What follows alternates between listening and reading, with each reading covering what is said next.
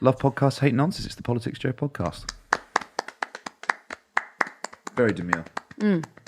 When you're in a room and applauding, do you, first of all, do you want your clap to be audible? Like, are you just gesturing, or are you actually trying to contribute to the noise?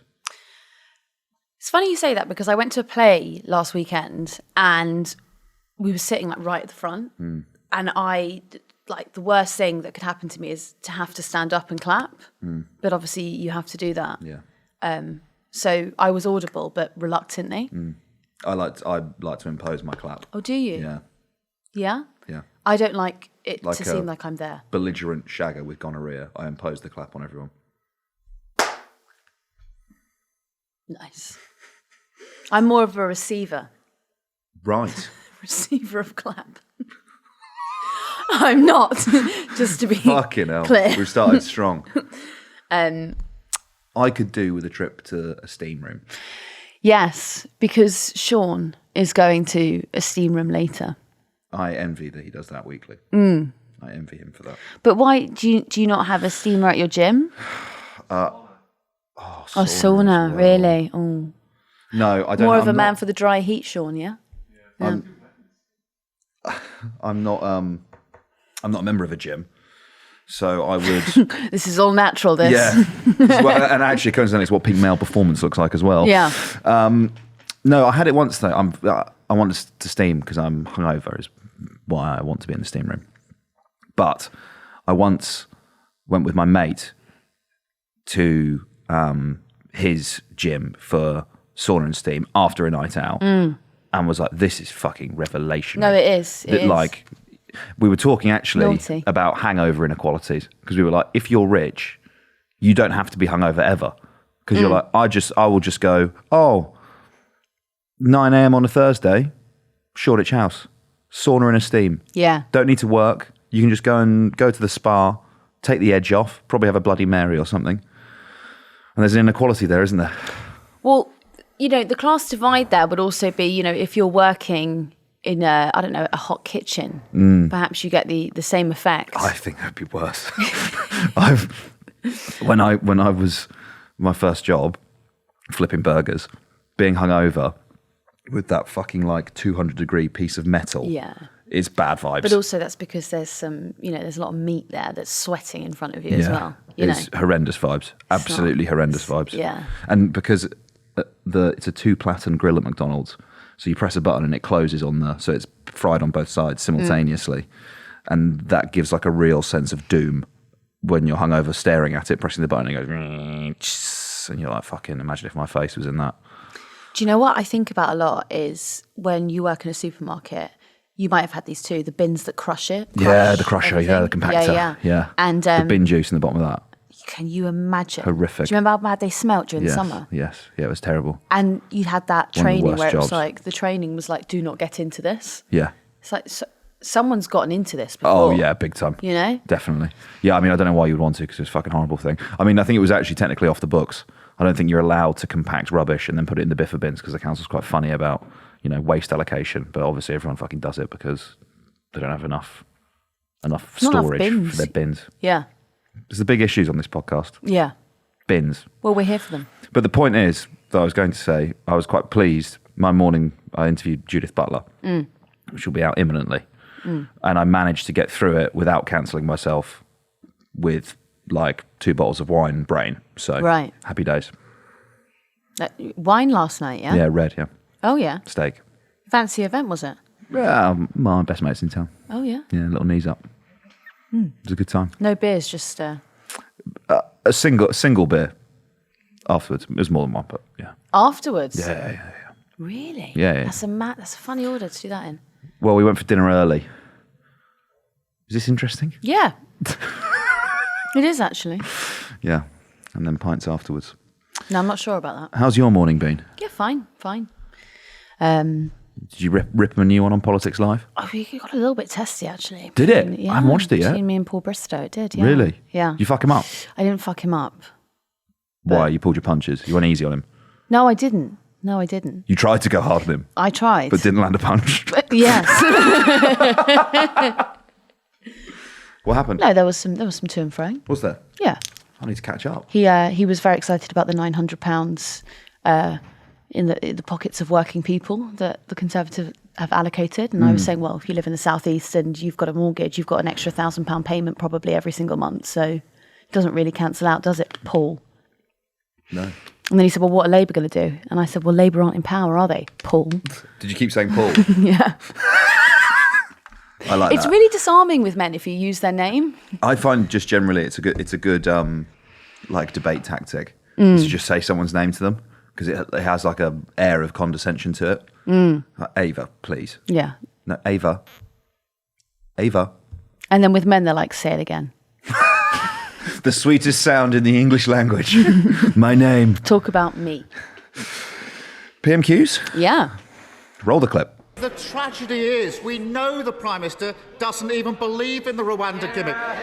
He tried to stop funding it, but he's now so diminished that his entire focus is stopping his MPs holding the sword of Damocles above his head. Perhaps even literally in the case of the Leader of the House. His great hope is to percolate his party with a couple of empty planes, praying they won't notice when the flights stop going, the boat's still coming, and the costs keep mounting. How has he managed to spend £600 million of taxpayer money on a gimmick to deport 300 people? Mr. Speaker, it's crystal clear. Not only does the Labour Party not have a plan to fix this issue, but the truth is they don't actually care about fixing this issue. When he talks about the gangs, when we gave the police new powers to crack down on the people smuggling gangs, he spent months campaigning and voting against it. But thanks to our new laws, 900 criminals have been arrested. 450 have been convicted, serving over 370 years behind bars. If it was up to him, those criminals would still be out on our streets, Mr. Speaker. And the truth is, if he wasn't the Labour leader, he'd still want to be their lawyer. After 14 years of Tory chaos in the prison system, the Justice Secretary is reduced to begging the Prime Minister either to send fewer offenders to prison or to release them even earlier. I must have got sympathy for anyone trying to get an answer out of the Prime Minister. So what's it going to be? Fewer criminals behind bars in the first place, or more released early onto our streets? Which is it? Mr. Speaker, thanks to our record and plan, violent crime has fallen by 50%, Mr. Speaker. We've recruited more police officers, given them more powers, and kept serious offenders in prison for longer. What's his record? He voted against greater protection for our emergency workers, opposed tougher sentences for violent criminals, and failed to give police the powers they need. It would be back to square one with Labour, soft on crime and soft on criminals. Ava, Keir Starmer questioning Rishi Sunak about the Rwanda policy. Yeah, sorry, I thought we were going to start on prisons. He also mentioned prisons. Prisons are in a bad way as well, by the way. I saw something, I think I was on the paper, there's like 200 spaces left. Yeah. It's a one in, one out in most prisons. And there's this amazing system, which is the courts are really backlogged at the moment, and the government... That is amazing, you're right. No, but it serves the government well because there aren't the places in prisons to put them. This is great. This is actually exactly what we need right now. So there's all these conversations about, well, we should bring back the Nightingale course, which has got a whole slew of problems onto themselves, but we should bring them back. And the government are like, no. And it's like, That why? would be a terrible idea. Because a lot of people get convicted. And What's justice? No. yeah, where am I going to put them? My house? You know? And they're releasing prisoners early to free up spaces. I think I saw there was a memo in the MOJ to Alex Chalk that was like, we have two options. We can either release the prisoners or we don't send anyone to prison. Yeah. Which is not exactly the situation you want to be in if you're the Ministry of Justice, I don't think. But you know what's interesting is they're never releasing the sort of prisoners that you might go, oh, do you know, actually, maybe that 18-year-old who went in for possession actually doesn't really need to be in HMP Wandsworth. They go, noncing, was he? Well, that's the thing, isn't it? Because, you know, if you're in for a long time, if you're being sent down for like 30 years and they take you out, That's a whole 30 years of bedtime that they could fucking have someone else in there, right? Yeah. You know, you take out someone who's been shoplifting, for example. Well, it's a week. Does nothing. Far better. Release the nonsense. What I like about working here is that all of the prison vans go past here. Yes, Because they're I like going up seeing to that. Pentonville. Yeah, I like seeing that, yeah. I saw one earlier. Yeah, they come up this road Yeah. right here, this little quiet road that we're on, because it's a nice little saucy Cut little through. cut through. Yeah. You know, the guy who's driving the G4S van is like, or Serco van, he's like, you know, in his Exmouth market. You will never eat delicious Ghanaian food again. Exactly. Yeah. Great Turkish here. Not that you'll know. Do you like mashed potatoes, son? That's all you'll be eating. Yeah. I always wonder about those vans when you look at them. Like, are they looking at you? Yes, and I tell you why. Because I think it was with you, Sean, wasn't it? When we were outside and I got catcalled from inside a prison van. I wasn't in the prison van. The prisoner was Wolf. I was outside. Yeah. Actually, I think it might have been with JP. And suddenly there was a lot of banging. Oh, he's banging on the window. Yeah. He was like... That's genius. That's a and he great... was shouting at me. That's a great play, actually, isn't it? Like, I don't know, let's say you're a con, you're about to go to prison for a long time, you wanted to chat someone up. My strategy would probably be to convince the person that I'm not dangerous. Yeah. And a really good way of communicating that would be to rapidly bang on a window Yeah. and scream, I'm safe! Can I buy you a drink? Oh, well, when you put it like that. Yeah, I always wonder, I think about it a lot, because that little porthole, Yeah. you're like, that guy's going to prison right now. He's looking at like, this is the last bit of outside world he's going to see for a while. And it's just, you're just on the street going to get your fucking Turkish whatever from Exmouth Market. Standard day. And for him, very significant moment. Yeah, not a standard day for him at all, actually. No, well, possibly. Unless he's in and out. Yeah. Like, you know, he might have been coming out to get, you know, to go to trial for something else. Yeah. So- just pop out to court. Yeah. Back in, possibly. Yeah, it must be fucking weird. I would love to hear from the audience if there's anyone who's been inside one of those trucks doing that drive. Yeah. I would love to hear about that.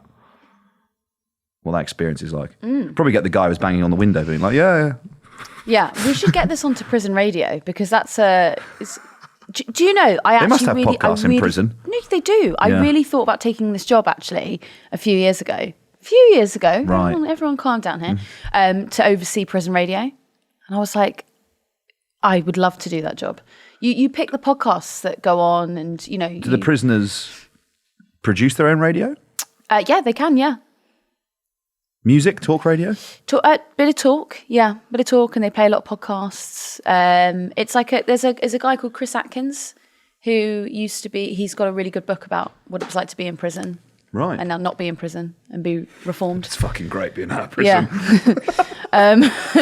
And he does a lot of the prison radio. He actually works on getting this on circulation. So I first met him because he contacted me about a podcast I was producing and was like, hey, can I play this in prison? And I was like, Yes. yeah. I was like, they're going to hate this.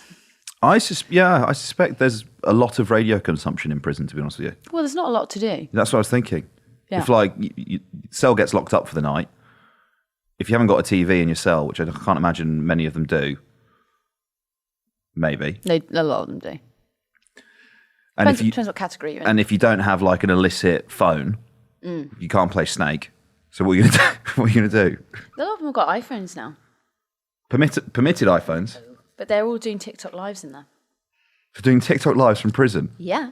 I have not seen one of those. Yeah. I'm not going to. What are they doing? Are they like dancing? You have just snitched. No. Are they like They cook. They cook Yes. They've got a kettle, haven't they? like in fucking Goodfellas. They cook and they like. Yeah, truly. No. In a kettle, but they'll make like and then they'll buy things from like They cook in a kettle. the tuck, and then they'll cook like. You noodles. are clued up on prison talk. Yeah. Yeah. Yeah. So I've they'll been- cook noodles in a kettle. Yeah. Surely the tea tastes fucking horrible after that. Listen, if they're not using it for that, they're putting a lot of those kettles have had a shitload of sugar in them, all right, and it's been boiled, and you know. So When we you congratulate them for making a super noodle rather than fucking melting someone's skin off. Yeah. It is Well, at least they're doing something constructive. well done, Timmy. You haven't burnt anyone's face off today. Resist the urge. Fucking hell. Yeah. What do you reckon that feels like? Agony. Horrific. I can imagine it was agony. Yeah. So, as someone I know was talking to me about Had it done? No, but Did it? saw it being done, and he was like, I've never ever, like, I never want to see anything like that again. Like, it was so bad because it sticks to you. Yeah, So well, that's the point of the sugar, right? And Yeah. so it's just... It's burning you, I mean, I don't know melting if you've you. ever made jam, right? I haven't actually made jam. But the first rule of making jam is you've got to let it cool down because the sugar gets really, really hot. Is that rule one? Rule Is that number one. Day one at the Jam Academy. Yeah. Let it cool down, guys. It is. Right, okay. Rule number 2, do not put your face in this. Timmy, What have we said? I told you before. No, you can imagine at HMP Brixton Yeah. when they were doing jam making class. Yeah, fucking field Tricky. day. Field day for the gangs in there. I would fucking wilt like spinach in prison. I just would do so badly. I know what I would do. What's that? I would be a massive slut. I just walk in and I go, who wants it? For protection. Yes. You know that scene in you watch Prison Break? No. Okay. There's like in the first season where there's this really like fucked up, I think he's like a pedo or something. But they like walk around, if you're someone's bitch, you stick your back pocket of your trousers, you pull it out and stick it out, and like the guy who owns you will like walk you around on it, like almost like a lead. Sick. Yeah. Yeah. So that would be you. Yeah. Yeah, I'd just die. I'm getting done so quickly. I think you'd be okay. All those my views on the justice system and reformative justice and how we need to focus more on rehabilitation and not punishment. All the times I've said that, my views would change very quickly. Once I got into prison, be like, these people are fucking insane. No. Lock them up forever. I think that you'd be in charge of like getting people their GCSEs, you know? Oh, nice. I think you could take that that on. could be cool. Yeah. Yeah. Do you know, I like see in myself- Shawshank? Yeah, like an educator. Yeah. And I'd slowly win their trust and respect Yeah. by teaching them how to spell. Like you'd get in there and first they'd be like, who is this guy? And then by the Fucking end wet of the boy. year, they're like, sir. Yes. Please read Romeo and Juliet to us again. Yeah. You've changed my life. Oh yeah. So God, what did Keir this. Starmer say Yeah. about the prisons? Say about the prisons. Well, he had a great line about how he'd prosecuted more people, and I've forgotten the end of the line. Oh yeah. It was a good one, though. Rishi was doing. More people what? Rishi Kiss- was like doing his whole. You defended his butt to rear. Yeah. And he's like, I prosecuted the human traffickers. I prosecuted more human traffickers than you'll ever send to Rwanda or something like that. That's what he said. I don't understand why Rishi Sunak keeps being like, he used to be a lawyer. So he's very open about that. Yeah. I've heard him say it a million fucking times. He wants everyone to know he's a lawyer. Why are you Why is that an attack line for you? Yeah. Someone on the comms department needs to say to him, like, it's not working. We've got to go. He used to be a lawyer. His dad was a toolmaker. Yeah. His mother was a nurse. Yeah. No, Rishi, you idiot. That's what he wants everyone to know. Mm-hmm. The his but to rear line, how much cut through do you think that has? Basically none. I would agree. I think very little has any cut through. It's almost like going through the motions. I think for the next 6 months, I'm sort of undoing the entire raison d'etre for these podcasts where we review PMQs. But I think for the next 6 months, it's basically, you used to be a lawyer. You're shit at your job. When's the election? And then Stephen Flynn, what about Gaza? Yeah, and then Stephen Flynn will do like a very good job of actually asking like an interesting question. His fucking question today as well. Yeah, Well, we will get to it. we will. It was good. Yeah, when we're done talking about prison radio Yes. and jam making. The important matter. The important Yeah. of meting out punishment beatings in prison. Yeah. But so he opened with talking about Rwanda. Ah. And importantly, the IPPR report that came out yesterday that showed, it was poor value for money. And it was shocking news to the public because everyone before that thought it was really good value for money. Do you think there are people that are like, I don't care how much it costs? Yes. If it's £1 billion per Johnny Foreigner, we will pay. Yeah, you know why? Because there are still people in this country who'd like to see public hangings, and that is essentially a public hanging. It's the 20% that are still loyal to the. They're the people that are like, doesn't matter how much it costs. Yeah, Just do it. Well, Paul Bristow earlier on Politics Live was... Who's that? The bitch you fucked up on Politics Live? Yeah. Paul Bitch Row. In my dreams. So dumb. when you're like got a little bit of sore head the next day and you just become quite goofy. Yeah. That's where that previous comment has come from. It was good, that. Yeah. I mean, he's actually he's the second Tory MP whose surname I've changed to bitch. Yeah. How is Steve? For the audience, I don't think that we've spoken about Steve Bitch before on the podcast. No, I don't think we have. Steve Bryan. Yeah. Steve Bryan, who we refer to as Steve Bitch. I can't even remember why. Joe Lycett? He was the one who's complaining about Gary Lineker tweeting, wasn't he? Probably. Yeah. They all are, aren't they? Funny that. God, they really get out of bed when Gary Lineker tweets, don't they? Yeah. Haven't been in Parliament like a for 2 weeks, but Gary Lineker tweets. Ooh. Form the select committee. Gary, you give me purpose. Yeah. Paul was actually great today because we were talking about, okay, he's written for The Express about how Boris Johnson should come back immediately to be on the campaign trail with Rishi Sunak. And then he got himself into this incredible tangle where it was, no, because Rishi Sunak is a really strong candidate. There was, okay, but why do you need Boris Johnson campaigning alongside of him? And he's like, because Boris Johnson's an excellent campaigner. It's like, so you're saying that Rishi's not? He's like, I didn't say that. You did, Paul. You did. Oh my God, that look in your eyes, that's vicious. You scared me. I feel like Paul Bitch. Yeah. So, Paul Bitch, shall we? But yeah, so apparently Savanta today said that just 1/3 of Tory voters would like to go ahead with the Rwanda plan. What's really interesting is this Rwanda plan used to be sort of like the safe word. You know how Sue Gray was during Partygate? Yeah. Rwanda used to be the safe word for like Sunak being able to claw back some kind of respectability. And now like his pants are down. Everyone has seen how stupid the policy is. And he keeps hammering it home like, I'm going to deliver you Rwanda. And it's like, literally no one's asked you to pull your pants down like that. Can you pull them back up, please? Rishi, we are in the House of Commons. Put your trousers back on. Yeah. He's doing it with impunity because he knows there aren't any places in prison, so it's fine. He's like, it's indecent exposure in the Commons, but... God, he'd be terrible in prison, wouldn't he? He'd get on very... He'd probably just pay them all off, to be fair. I think he'd be all right. My father will hear about this. I think he'd start running the tuck shop, build like a 100% profit margin, accrue like... Short it. Yeah, even short the prison economy.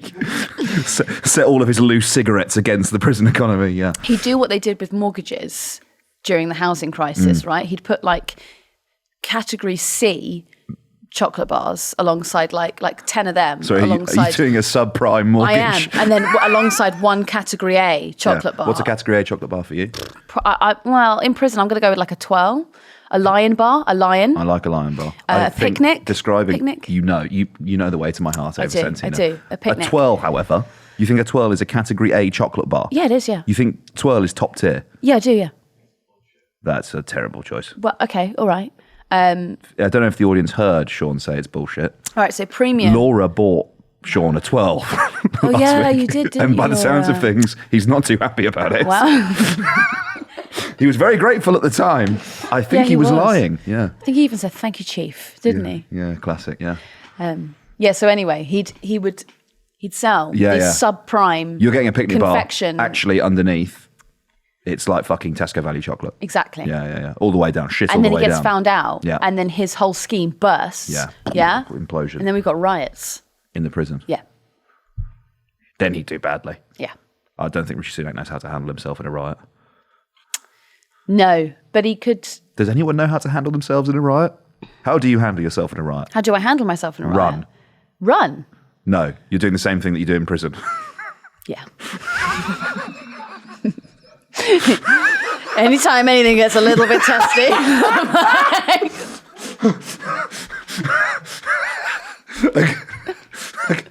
A burning dumpster being rolled towards you. I'm single! Stop! Yeah. It's like, how low does this grade go? Like when I go to the post office and I can't get, like, they're going to find me for like a letter that hasn't had enough stamps on it, and I'm like, God's sake. Oh. Where were we going with Rishi and Rwanda? Oh yeah, so the Lords send back, I think it's 10 amendments, right? And they all get rejected in the Commons. The Lords' amendments were like pretty reasonable. Like they weren't like, sometimes they really fuck with a bill, right? It was more like, there must be evidence presented to say that Rwanda is safe. yeah, that's the one that's the real sticking point for the government. The proof. Yeah. Because, well, you can't even really just go there. The Foreign Office is like, not sure. We got confused with this because I looked into it. It's not safe to go as a journalist. Yeah. If you want to go on holiday, Fine, you can go on holiday. happy days. But as a journalist, you also, I think, because we looked into this, and you had to, you may have to surrender all your footage at the airport when you're leaving. Can you imagine that? You'd be like, but I've just voxed. I've been voxing landlords in Kigali. What do you mean? This guy wants to own 70 properties. The Kagame interview, no! Yeah. What was I going to fucking say? Extreme Kigali. Ed would have This is the most safe part of Kigali. Ed would have a fucking field day in Rwanda. I think we should get him to make Extreme Rwanda. What would Ed be like in prison? Terrible. Hello, everybody. I think it's somewhere between you and me. Like, he's not quite full-on educator. He's not quite full slut. He's somewhere between the two. You said it. No, you said it. I'm quoting you. No, I'm not calling laughing. I'm laughing that Ed's not here. Yeah. And you're just saying, I think he'd suck some people off. I think it would be like a bit of that and then like Wordle. Do you know what I mean? It's not like he's not teaching them Shakespeare. He's doing like crossword puzzles and stuff. Yeah. He's like he's showing them Sudoku. Yes. Yeah. So you write the number you think it might be. Just do a little one of those in the top right-hand corner. And they do it in biro and he gets really angry. Yeah. No, so actually... So it really should be pencil. Yeah. It really because then you can erase it. It's not quite the right way of doing it. But it's okay. Do you think he'll listen? I think he will. He does listen back. Yeah. Should we just not tell him? We'll see what happens. Okay, so the Lords makes these 10 amendments. They all get rejected by the Commons. So in theory, I don't know if they will do this, but the Lords could go, well, fuck you then. We're invoking the only power that we have. We're going to make you delay this by a year.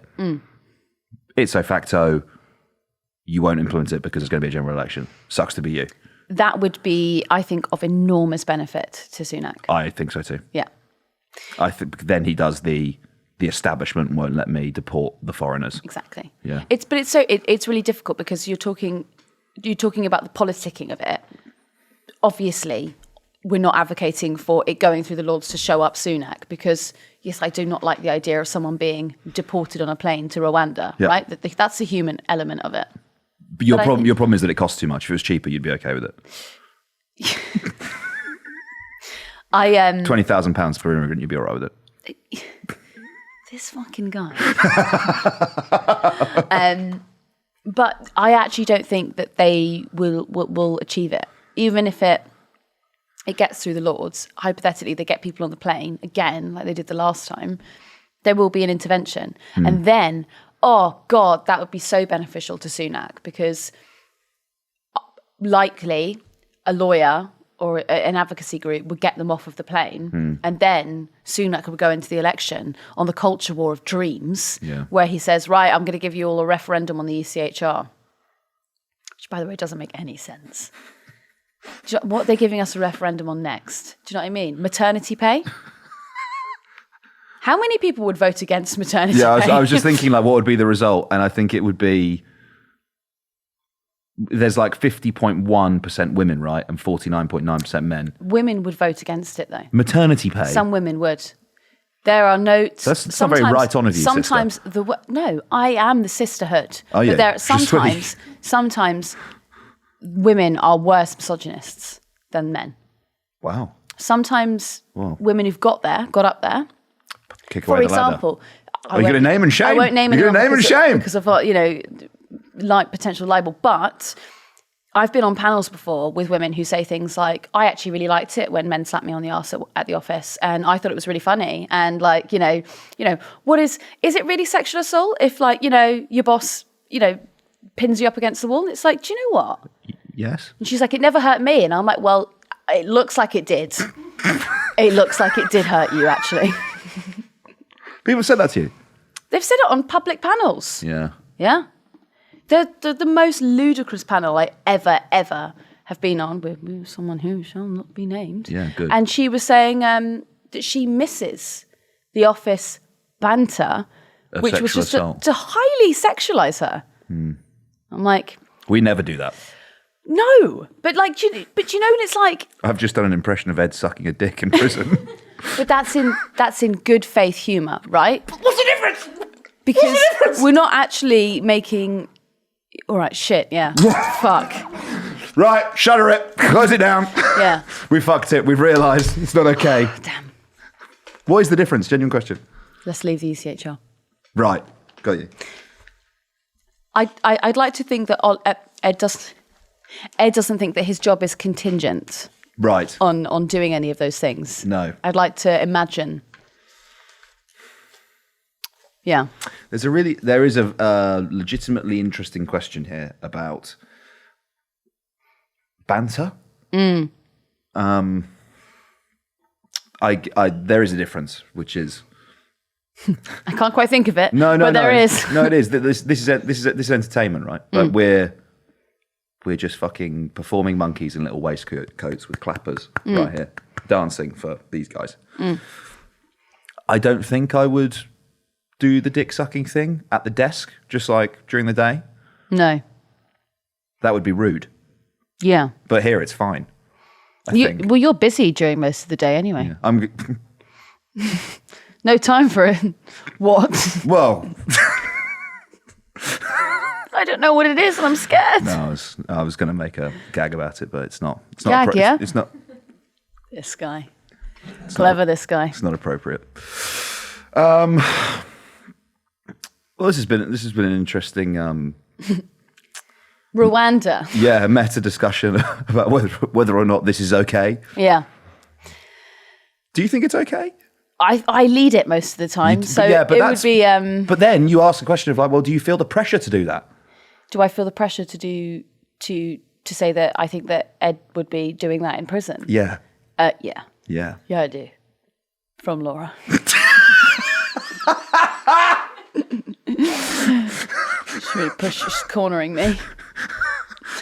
The audience should know that all the dick jokes, they get written by her. They do, yeah. She does. She writes them all. Yeah. That's what this piece of paper says. Yeah. That's all that is.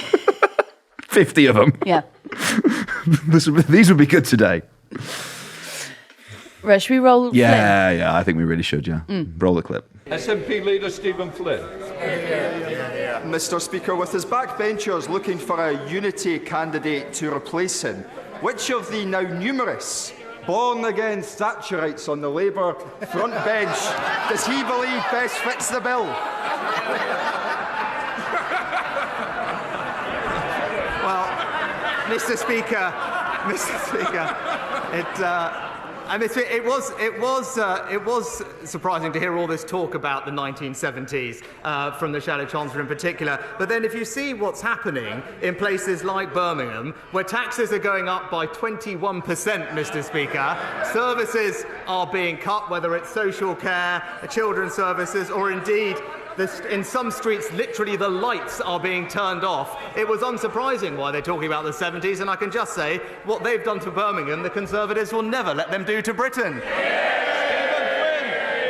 Of course, Mr. Speaker, there's a serious point to be made here, because the IFS have warned of the conspiracy of silence which exists between the Labour Party and the Conservative Party when it comes to £18 billion of looming public sector cuts. Indeed, just last night, they actually outlined that the fiscal rules of the Labour Party and the Conservative Party are in effect identical. So with such continuity Mr. Speaker. The public are right to be anti-Westminster, aren't they? There's that Stephen Flynn question that we were talking about. He asked good questions. Yeah. I thought that was a banger today. Can I pitch something? Sure. This is twofold. First fold, Labour, I'm trying to understand why they are pushing themselves towards Thatcher. Darren Jones, who's the Chief Secretary to the Treasury, was on the broadcast round yesterday as well, saying that he really praised Thatcher. I was talking about this with Sean earlier, and he made a really interesting point that he wonders if it's misogynistic. So could Rachel be trying to align herself with Thatcher because a lot of people don't think that she's up to the job as Chancellor because she's a woman. She will be the first female Chancellor, yeah. Yeah, and she's sort of aligning herself, well, look what Thatcher did, and I'm going to do this sort of thing. You know, I'm a strong woman, she was the Iron Lady, that sort of thing. Thought that was very interesting. Yeah. Second point, are we not actually just experiencing Thatcher's Britain at the moment? Are we really out of Thatcherism? Because I was thinking, if you look around and like a lot of industry is closing down. I mean, we were just at Tata Steel a couple of months ago. That's closing down. Lots of car factories are. You know, manufacturing is dead. You've got the unions going on strike regularly, all complaining that they're not being paid well enough. And we are in a sort of Cold War with Russia. And we're feeling the long arm of right to buy, which is Thatcher. So have we really escaped it? Oh, we need to fucking set the Met on those bloody work-shy union lads, don't we? I think they do a good beating. The union lads, yeah. Yeah. But I guess... How many coppers do you think Eddie Dempsey could take on? I think they need a bus full. Yeah. At least. And he'd only asleep, he could do that. Yeah, I think a bus of coppers pulls up and Eddie Dempsey goes, you only brought one bus? Fucking neeks. Yeah, I'm going to give you 10 minutes.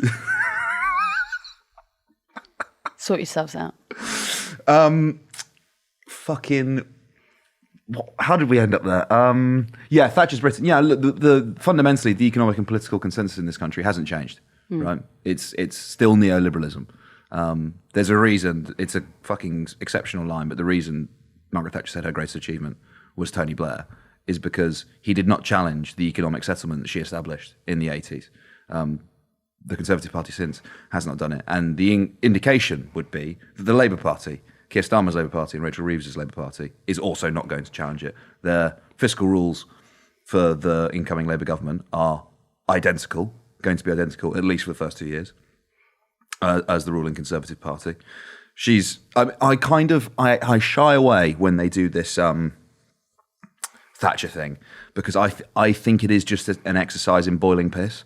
I think it is just to bother. They want the condemnation of the kind of online left to be like, boo, Thatcher is bad. Why is Keir Starmer? And it's like a signal to normies or to previous Conservative voters that if someone, I'm not saying that he has done this, but if someone like Owen Jones is tweeting being like, I can't believe that Keir Starmer is, saying that he admired Margaret Thatcher, or can't believe that Rachel Reeves is doing this. It sends a signal to people who don't like Owen Jones. They go, oh, well, fucking if Keir Starmer's saying that, he's actually kind of pretty... I like the fact that he's boiling Owen's piss. Yeah. It kind of works in that way, I think.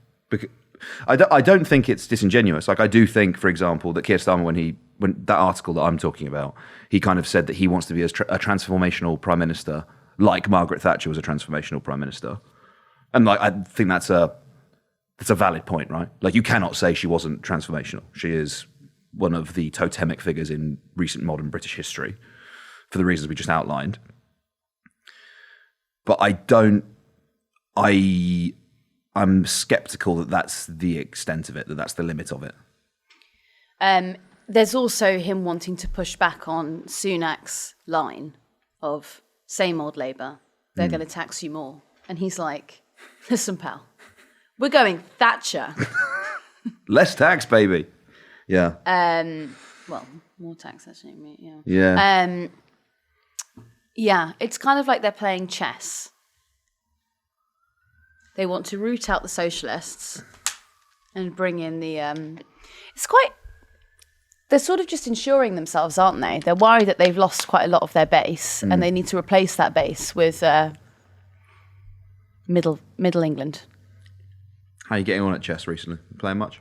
I haven't been playing chess very much, actually. Have you? No. Fell way off. Did you? Yeah, I think it was a phase. Yeah, it was, wasn't it? We got really, really hyped over it, and then That's what I would do in prison.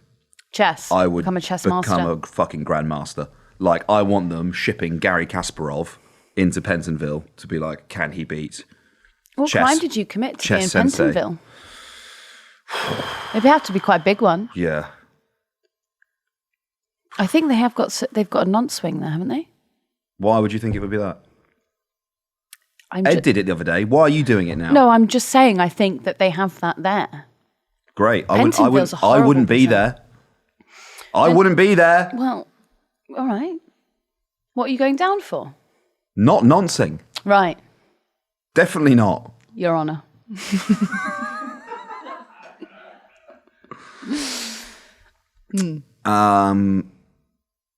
What would I get sent down for? There would be like,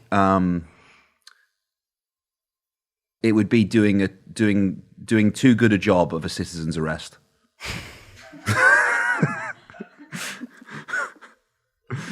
Conjure the scenario. Either it's just Tony Blair walking down the street, get him, finally, or picture the scene.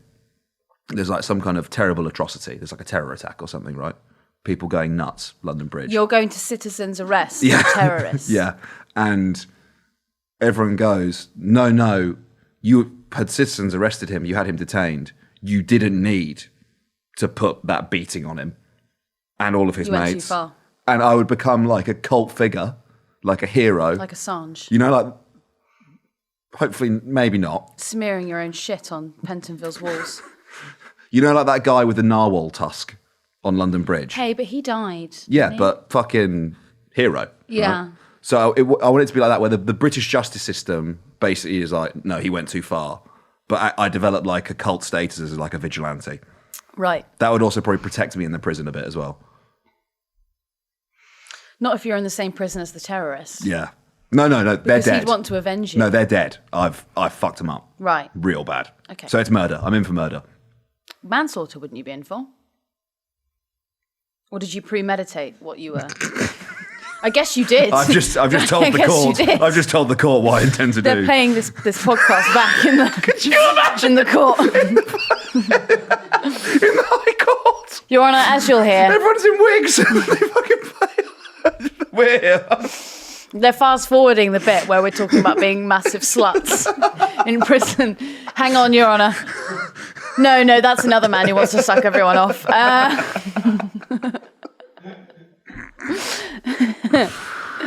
Oh dear. Yeah. Do you have anything else you'd like to say about Stephen Flynn and Margaret Thatcher? I think, well, the one thing that's really bothering me at the moment is all leaders of parties talking about unlocking our productivity. I'm finding that really annoying at the moment because no one will say how. Yeah, it's just like you magic it out of the sky. It's really starting to grate on me. I think that you should not be allowed to say that. Bonus points. How? AI. Yeah, but see, that's a reason. What I'm saying is you shouldn't be allowed to say it if you're not going to back it up. But that's the thing with the AI thing, right? But you could really stunt on a journalist with that. They go, and how are you going to unlock growth? AI. They go, how? And you go, you don't know AI? You don't get it? You know, clearly, this guy doesn't get it. This fucking schmuck. It's AI, bro. No one understands it. This guy's working analog. Yeah. One more question. Yeah. Roll the clip. The Prime Minister has received advice about the legality of the Israel-Gaza war, that he's had time to consider it, that governments can and do publish such advice. So will he tell the House what steps he is taking to act on that advice in reviewing UK arms sales, in supporting proceedings in the ICJ and ICC, and in exercising the UK vote in the UN Security Council? Well, Mr. Speaker, we continue to call for Israel to respect international humanitarian law and for civilians to be protected. Too many civilians have been killed, and we want to see Israel take greater care to limit its operations to military targets. These are points that both I and the Foreign Secretary have repeatedly made to Prime Minister Netanyahu. We have previously assessed that Israel is committed and capable of complying with international humanitarian law. And of course, we always keep this under review. Ava, that's Andy Slaughter asking the PM about legal advice on the war in Gaza. Yes. Well, it's good to get a Gaza question, isn't it? I was watching Question Time last week and I was astounded at the conversation that was going on. Did you watch it? I saw what fucking Melanie Phillips said. It was astonishing to say it doesn't. Let's just declare this now before someone in bad faith says something, in bad faith. I'm not saying that we should be that the atrocities of October 7th weren't awful. But when you're having a conversation about babies that are starving to death, to sit there and say that that is not happening or that is the fault of Hamas, when there is significant evidence to show that aid trucks are not being let through the crossing, I mean, that is absolutely astonishing that you're allowed to say that on television. Yeah. Or that you would want to say that. Yeah, big time. You're totally right. You're totally right. Yeah, it was awful. Seeing that clip, and I mean the situation there is awful, and I think the point that Andy Slaughter was asking him about in relation to the legal advice, I think the reason they haven't published that legal advice is because the legal advice is probably pretty bad about the conditions in Gaza that Israel is creating. I cannot get my head around the kind of I don't want to use the phrase victim blaming, but it's kind of what it is when people talk about like starving women and children and like, well, they did this to themselves. Yeah. You elected Hamas in 2006. This is what you get. This is what you have to deal with. It's like fucking, it has nothing to do with the fucking siege, right? That's blocking aid from getting to them. Absolutely not. It's the like reverse logic that constantly applies when Israel is committing war crimes. You get this. Well, it's Hamas shouldn't have done what they did. This is in retaliation. This is Hamas's fault. They brought this upon themselves. They don't realise that if they extend that logic to something like October 7th, to anything else like any of the other acts of terrorism, acts of violence that Palestinians have conducted, because like, if you're going to make that point, you kind of have to then consider who the occupying force in Palestine is, and the context for those other acts, but. On this point about reviewing UK arms sales, I cannot for the life of me, I don't understand why it isn't more of a salient UK political issue, which is Corbyn committed to it, to stop giving licenses for arms sales to Saudi Arabia. But we supply these militaries, right? We supply the militaries that inflicted the worst humanitarian crisis so far of the century in Yemen.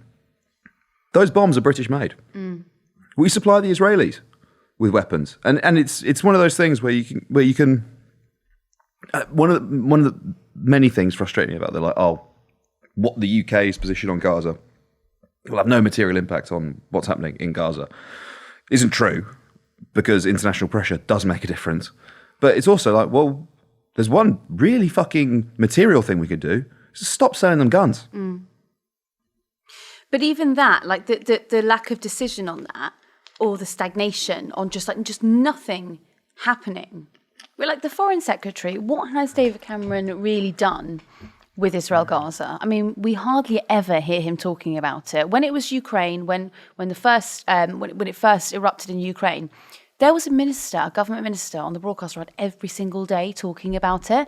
There is pretty much silence from cabinet on Israel Gaza unless they have to speak about it. They don't. They elect not to. And it's total cowardice, because even if you're going to if you are taking the side of the Israelis, then stand up and say that. Saying nothing is it's politicking in a totally cowardly way. Do you think that's because they don't want to be remembered or stand up and endorse what's happening right now? But they will be remembered for it. They would.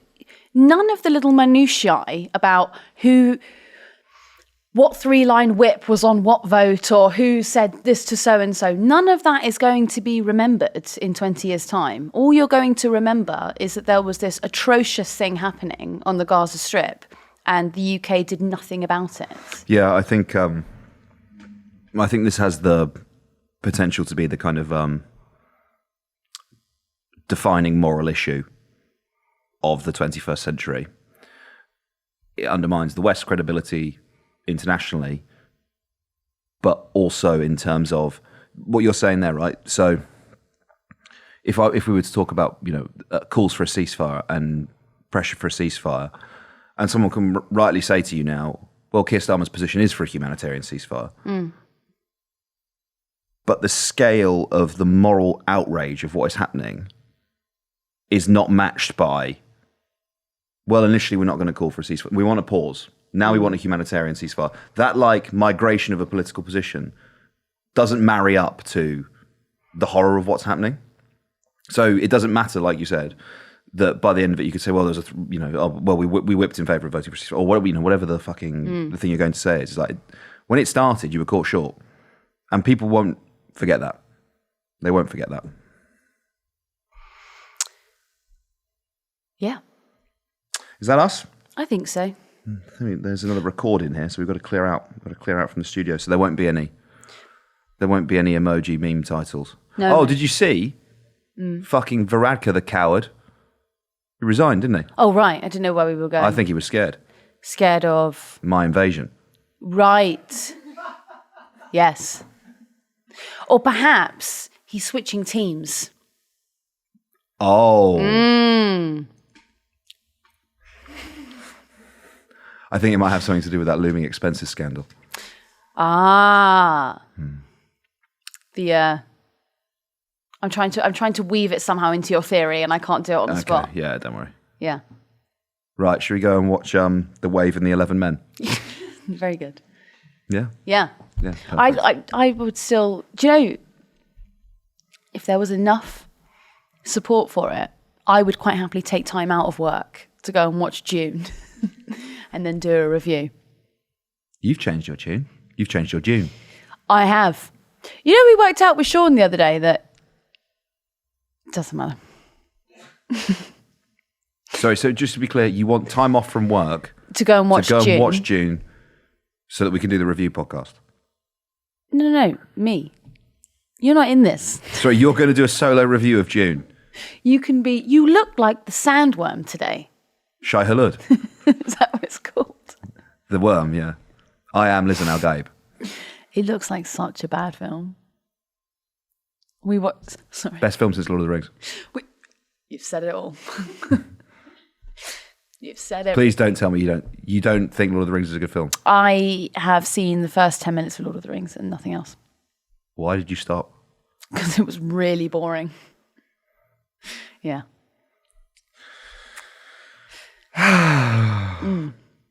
Miriam Margolyes would probably tell you to grow up. I didn't think I could finish this podcast any more depressed after that conversation of Gaza, but somehow you've managed to upset me more. Sorry about that. Yeah, shocking. Why don't you send me off now to go and watch Dune? No. We will sooner do a Robbie Williams at Nebworth watch-along.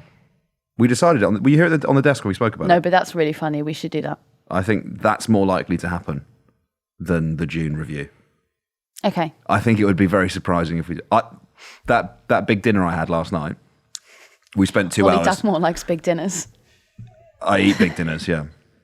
We spent 2 hours discussing Dune. Did you? Yeah. Dork. You're so lucky you're married. I know. That's why I luxuriated doing things like that. You got it out early. Like, you got it out the way early. So now you can just go... Now I can focus on the important matters of discussing the work of Denis Villeneuve with my friends. Yeah. Yeah.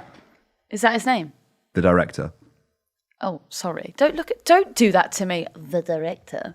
Sorry, did you think my friend was called Denis Villeneuve and I was referring to him first name, second name?